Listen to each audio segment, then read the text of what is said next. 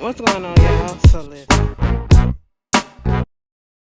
What's going on, y'all? So we are back again for another episode review of Black Ink Crew Season 8, Episode 3, Tinkerbell Just Escaped Jail. What?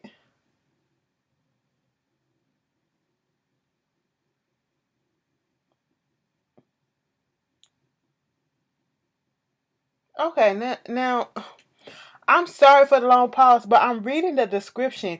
And remember last week, because the description says that Kit's mom's passed away and DC and the news rocked the shop. And Donna and Walt duke it out over Jessica. Puma hires a new girl. Bay thinks Puma's motives are shady. Okay, remember on Black Ink Crew Chicago when they were supposed to show that fight that happened between Jen and Inventa or whatever, Calendar Girl, yeah. And they never showed it. They were supposed to show in this episode. I'm realizing in front of previews. I don't know what's going on with the editing. Okay, because from the previews, we were supposed to see a scene between Walt and Donna, and they put it in the description box or whatever, saying that we were supposed to see a scene between Walt and Donna confronting each other, or mostly Donna confronting Walt. And that was when Donna told Walt that, you got to stop seeing that girl or we ain't going to become friends again or whatever. We ain't going to be cool. And, because I was ready to go in. But I'm going to go in on that right quick. Okay? Because, they said that they eventually made up. They put a little blurb in the episode, a little black and white flashback blurb saying that, showing them Pinky swearing that they cool or whatever. And I'm like, for her to come at him and say that stuff, regardless of what the situation is, who are you to dictate who somebody's supposed to be with? If that's who he's going to be with, that's who he going to be with. If you got a problem with it, you don't have to say anything to that girl if she comes in the shop. You can ask him, can you, limit her time in the shop? Can y'all meet outside or whatever? But for you to tell somebody to break up with somebody, that's some trash shit. If that's the case, they should have been told you to break up with all the people that you was with, okay, at the time. Speaking of Donna, Alex. So, am I the only one y'all heard that news about? Is this current? They heard the news about Alex supposedly suing Caesar and Ted over that fight because of his back or whatever. Now, I'm once again editing. I'm confused about where is this coming from. Is this new or was it always in the process? I mean, I know they showed some stuff on TV, but at the same time, when the season came back on, was it episode 1? They showed that, him and Caesar had kind of made up, and even Caesar said, once you get better or whatever, you got a place in my shop. So now it's reports coming out recently saying that Alex is suing him and Ted for $1 million. And I'm sitting here like, wow, so wait a minute. Is he not able to tattoo anymore? Is that why? Because that's the only way I can understand that. But bitch, I still would have sued their ass. Fuck that. Okay, because y'all really hurt him. You hurt his livelihood. But it's random, and I'm only saying that it's random is because we literally just saw them be cool, and now that it's coming out that the lawsuit is happening, so it's like, what's going on, y'all? If y'all got some more information on it, put it down in the comments. Basically, what's happening on this episode, you know, she's going through the things that she's going through with her, and Rob being about to get a divorce. We have yet to hear Rob's side of things. I don't know if we're going to see Rob this season. I think Rob is completely just done. And Bay's mom was going to go and stay, but now she's not. And Bay is like, her mom feels as though if she's there, she's almost as if a hindrance, as if, it's going to give Bay an excuse not to fix her relationship or at least try. And so Bay like, I'm alone, I don't know what to do, whatever, the relationship is over with. Mama ain't having it. Mama like, this is your relationship, okay? You a grown ass woman, you got to fix this yourself. So that's what you need to do. She was feeling some type of way about that. And then remember in the previews for next week that they showed us last week, they said when they was in that car and the mama was about to go to the airport, that's when they got into that argument or whatever, and the mama said that she was disappointed in Bay. They didn't even show us that. I'm sitting here like, why are y'all showing us stuff that's supposed to happen in the next episode and y'all don't show it all? I'm confused by this editing, what's happening, okay? But I will say, so far, I am enjoying the season. It's not too much fuckery that's going on yet, but you know how it gets later on in the season, and that's when everything just started crumbling on down. But we shall see. the whole Caesar and Teddy and Puma was in the shop, and then Caesar had came in there and brought some chicken wings and all that, and then dropping a chicken wing on the floor, signifying that the beef is over with, because that's what it started. Baby, we was up and on. I remember that shit clear as day. When Puma came through and they got into that argument, and Puma ate that, Puma bit into that wing, and he was like, you need to get the, and Puma said, I said, what you don't do, listen, I can't even eat the shit no more, but, it's poor people out here that is, suffering, and they, hungry and shit, and you out here throwing chicken wings and all this stuff on the floor. No, you don't do that, just like you don't disrespect alcohol like that, you don't disrespect food, especially chicken. You know what, I know somebody who literally eats chicken, like, they take a couple of bites and they done. I can't stand that. Bitch, we clean bones, okay?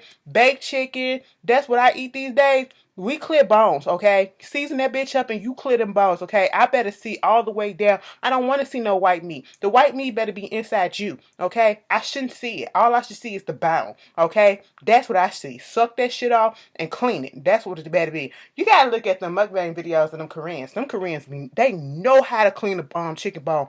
Baby, they put that whole thing in their mouth, pull it out, and it's clean as shit. I'm sitting here like, bitch, teach me something. I couldn't do that. Because I like to.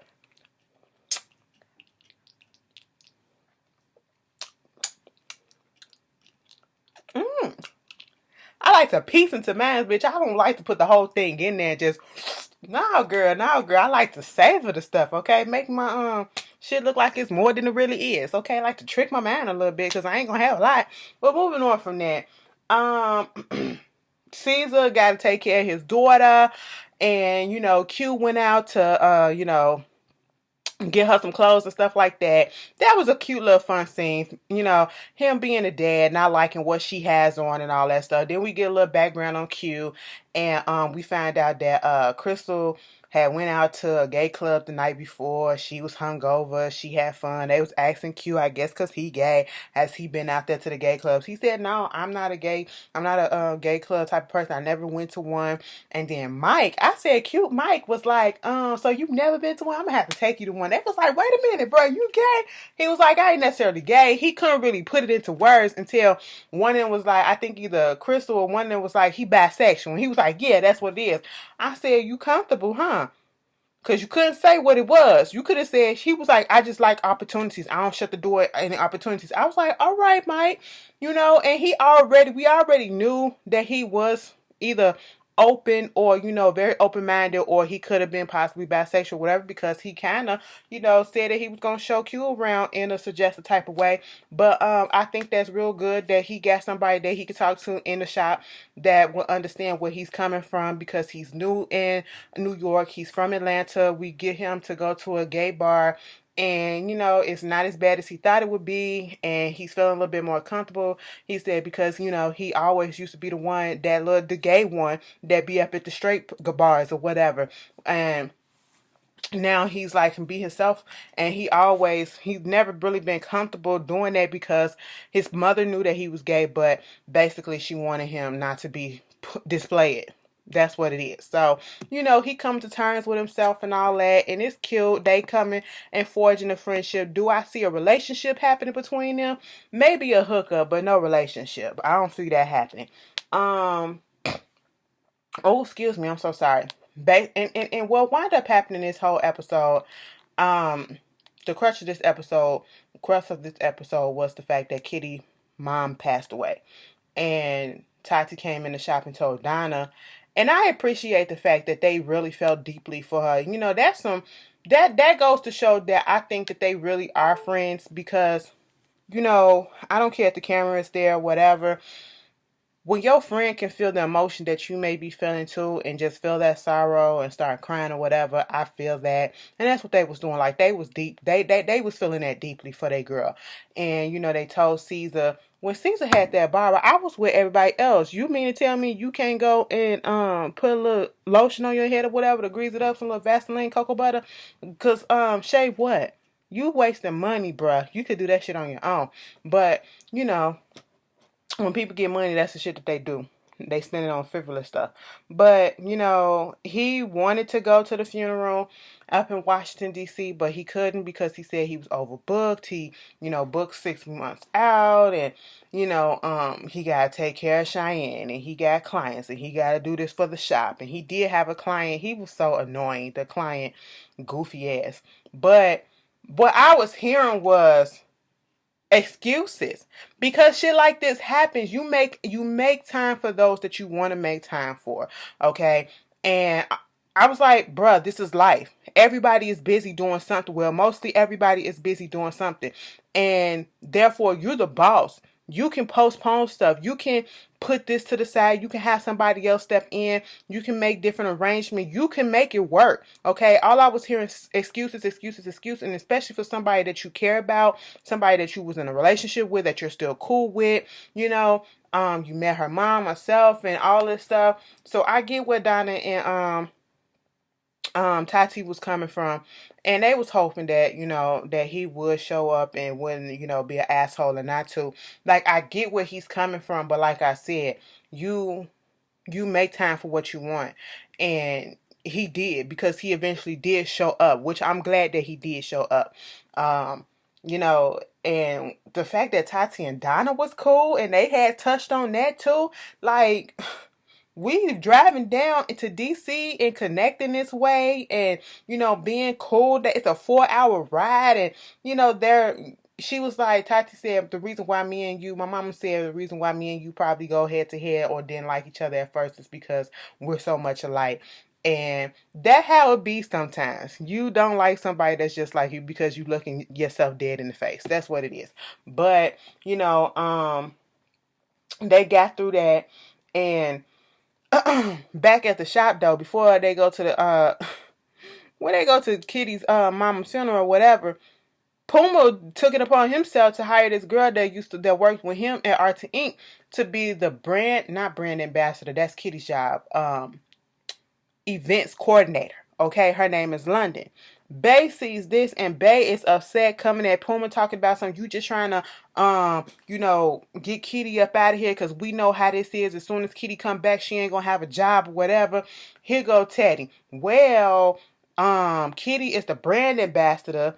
London will be the event coordinator. I don't see how those two are the same. Technically speaking, they on the same line, okay? And they was like, that's what she has been doing. Kitty has been planning all the events and stuff for the shop.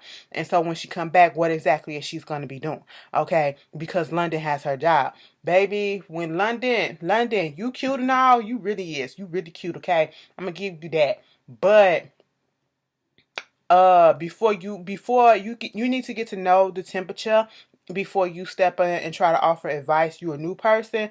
I just want you to know that, okay? Because when you told Bay, I feel as though that you're coming from a place of hurt. Not that you're upset with me, but you got something else deeper that's going on. And if you want to talk to me, I'm a therapist or whatever. First of all, no. I would have felt offended too, okay? Because I don't know you, and you're trying to come to me and say that I got some issues. Yes, I got issues. Yes, I probably need to speak on it, and I need to speak to a therapist. But baby, I'm not going to speak to you. Okay, you're not just going to come out and read me like that. It was just the way. It was just the awkward timing, and she wasn't trying to do it in a disrespectful way. But I mean, you, it just wasn't the right time. Okay, it wasn't the right time. Bae wasn't gonna hear. Bae pushed her out the way. I said, Bae, you got the right one, because bitch, I almost dropped my computer. Listen, but let me tell you something. Woo, for real. Okay, I caught that shit real quick. But no, babe, you got the right one, because if that were me, I would have knocked your ass out. I would have pushed you right back. But London held her on. She said, girl, I'm a professional. I was like, all right. Of course, Teddy plotting and scheming on when he gonna fuck her. And I'm just sitting here like, girl. When they had that conversation on what a train is, I said, you mean to tell me you don't know what a train is, and you don't know that women can have threesomes with each other? Moving on, at Kitty's, it was nice to see Kitty with her family, and you could tell she was trying to be strong, and it was nice to see that Caesar sat down and had that little conversation with her, and was saying, she's the type of person that, she's not going to tell you that she needs help. You got to go over there and, lend that service to her and make sure she's okay.